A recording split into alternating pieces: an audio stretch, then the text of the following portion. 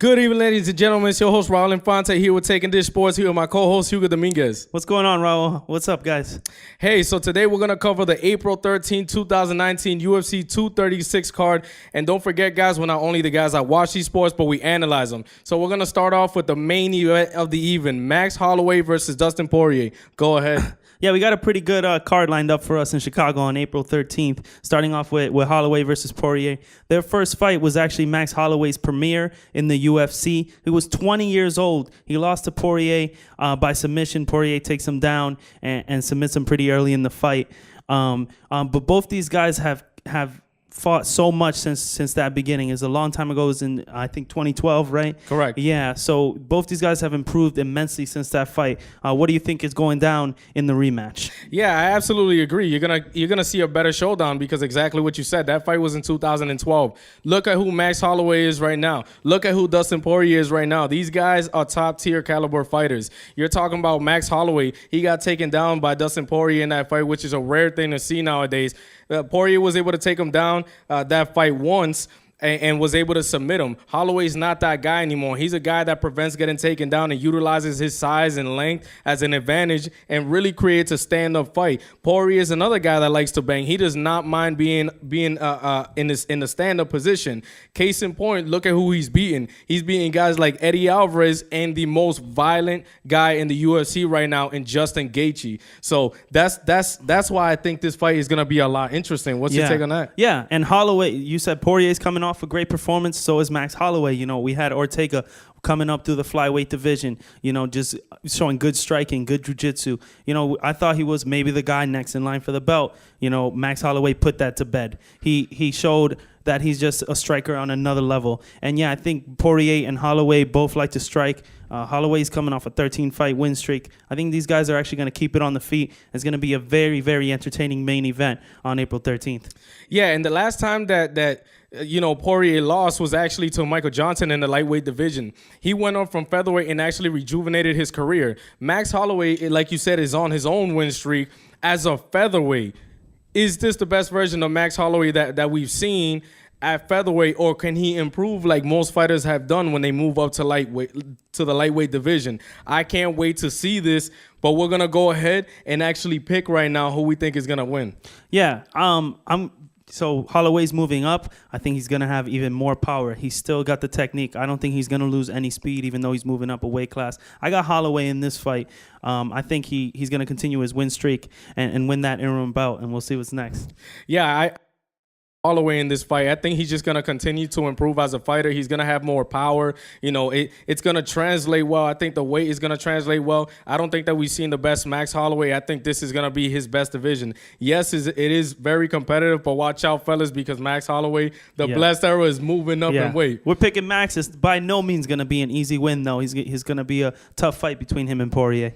Absolutely. So now we're actually going to move on to the co-main event of the evening. No shape or form is this fight any less than the main event with Kevin Gastelum against Israel Adesanya. Go ahead and start off. Great fight. Can't wait to see this. This is another interim champion fight, which makes it exciting too. Adesanya has been on a roll. He's 16-0. He just beat Anderson Silva. I mean, people are saying Silva's out of shape or this and that. He hasn't fought in a while. Doesn't matter. He just came off a performance against Anderson Silva, a win. So Adesanya, and Gastelum's a great fighter as well in the division. He was moving up the ranks, came off the win against Bisping, ready to fight Robert Whittaker before that mishap. So this is going to be a great matchup. Can't wait to see it. What do you think? Yeah, what makes this fight interesting for me is that Gastelum and Adesanya haven't fought talent better than each other. As you stated, Kevin Gastelum was able to knock out Michael Bisping, but Bisping had just finished getting out of a war with GSP and then got submitted. Yeah. And he took that fight short notice, so I didn't think that was Gastelum's best performance. And then Anderson Silva wasn't the same guy when Adesanya fought him, but it doesn't matter. Respect to those fighters. Yeah. They did what they had to do. The best competition that I think Gastelum has fought was actually Chris Weidman. He unfortunately got submitted in that fight in the third round. Adesanya actually had one fight that stuck out to me, and it was against Marvin Vettori. In the first round, he struggled on his guard to get back up. At the end of the fight, he stated that it was a brain fart. He knew what to do to get back on his feet, but wasn't able to do that.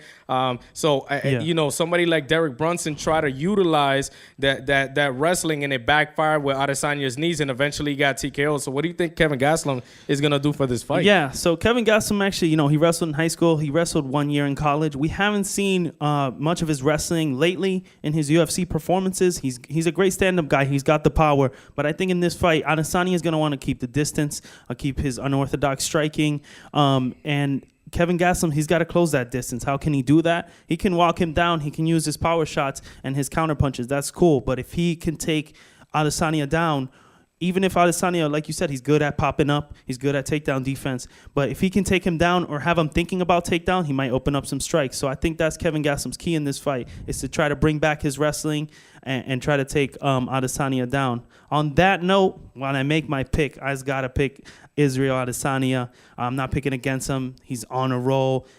We've all seen him perform. His striking is on another level. I don't think Kevin Gastelum's going to be able to close that distance, get those takedowns. I think Adesanya will defend well, keep his distance, and keep his game plan going, keep his momentum going. What do you think? Well, unfortunately, I'm going to have to agree with you in this fight. I look at Kevin Gastelum's last fight that he performed at a high level, and it was against Jacare Souza. Jacare Souza is known as a guy that uses his BJJ. In this fight, he was actually able to tag Gastelum pretty easily, and Gastelum being a guy that doesn't cut very easily but takes a lot of damage to the face and has that sense of weakness, I think is going to be an advantage for Israel. So I'm going to go ahead and take Israel Adesanya because of the striking technique that he uses and the uniqueness and how he performs. So, yeah, I agree with you. I'll take Israel Adesanya. Looks like we're both taking the style bender on this one. Hey, guys, like, comment, subscribe, show love. And don't forget to hit that bell button for more notifications. So, we're going to start off with the light heavyweight division, and the Ovince St. Preux versus Nikita Krylov. Go ahead and start off with that. Yeah, we got two very experienced fighters. They both have 20 or more wins in their MMA fights. Both these guys, they're in the position right now where they need a win. OSP, although he's got a couple wins since he lost to John Jones, his career's been kind of on a little bit of a roller coaster. He just lost to Reyes, so he needs a win. He needs to get back in the win column. And then we also have Krylov, who they fought before in the past. OSP beat him by submission a while ago, and I'm gonna give the upper hand here to OSP. Even though both fighters are experienced, I think OSP will come back, get the win again, and get his momentum going again. Yeah, I'm also gonna go with OSP.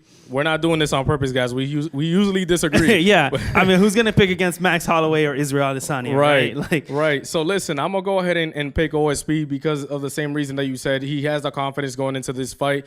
Both of these guys need performances. However, OSP has had higher level competition, which is why I give him the edge. If you look at his losses, he's lost to John Jones, Jimmy Manuwa, Latifi. And then he just pulled off the knockout victory in the third round against Corey Anderson. And Corey Anderson was easily up 2-0 in that fight. Yeah. So I'm going to go ahead and take OSP on that fight. Not much to cover on that one. Yeah. Yeah, so we're going to move on to the next fight of the evening, which is Eric Anders versus Khalil Roundtree, which is an interesting fight for me. Go ahead. Yeah, so we got Roundtree, an up-and-comer, and we got Anders, who's moving up again. Last time he moved up, he actually fought Thiago Santos, who's going to be fighting John Jones soon, and he lost that fight. He was gassed going into the end of the second round, I think it was. He took some elbows. He couldn't make it back to his corner. So I don't know, is moving up the right move again for him? I'm going to go with Roundtree on this fight.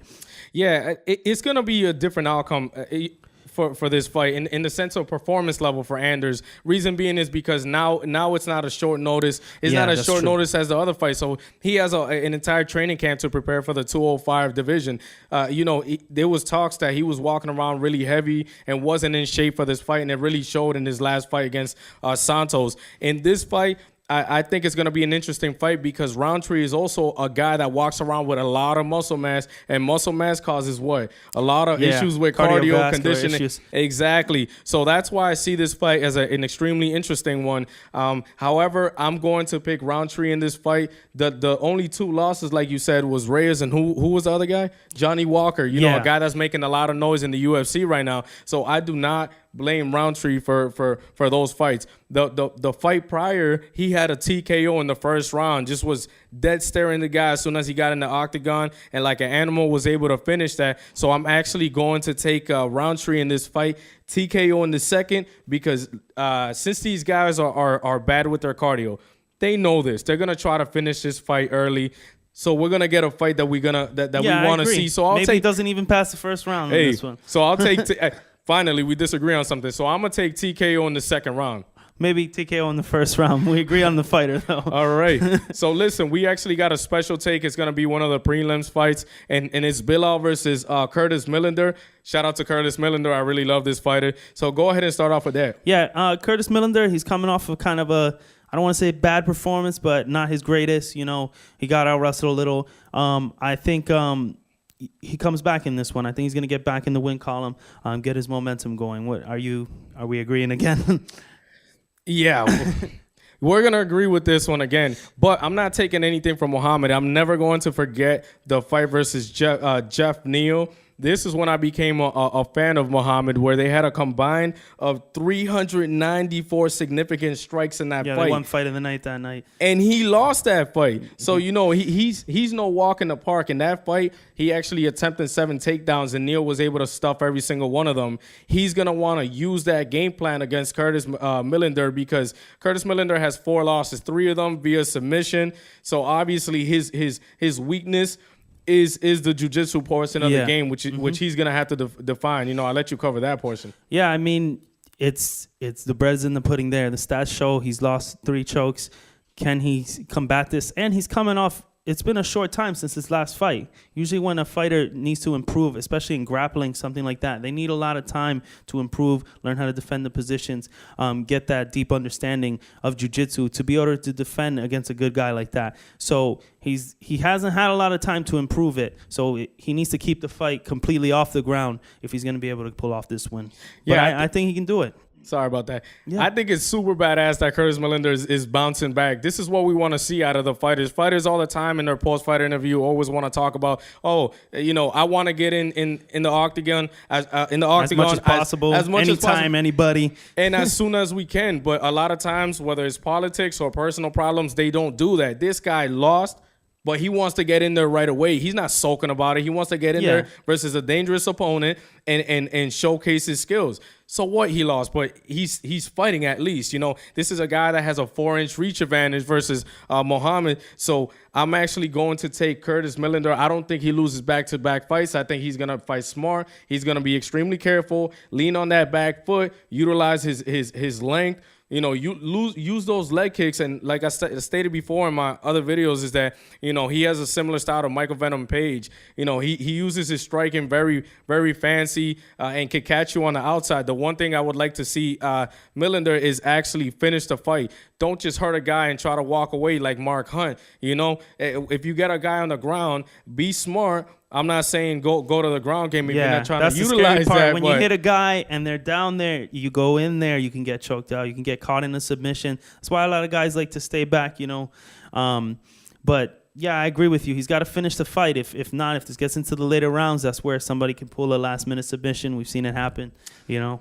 Right. So, hey, that covers our April 13, 2019 UFC 236 card. Don't forget, we're not only the guys that watch these sports, but we analyze them. Thanks, guys.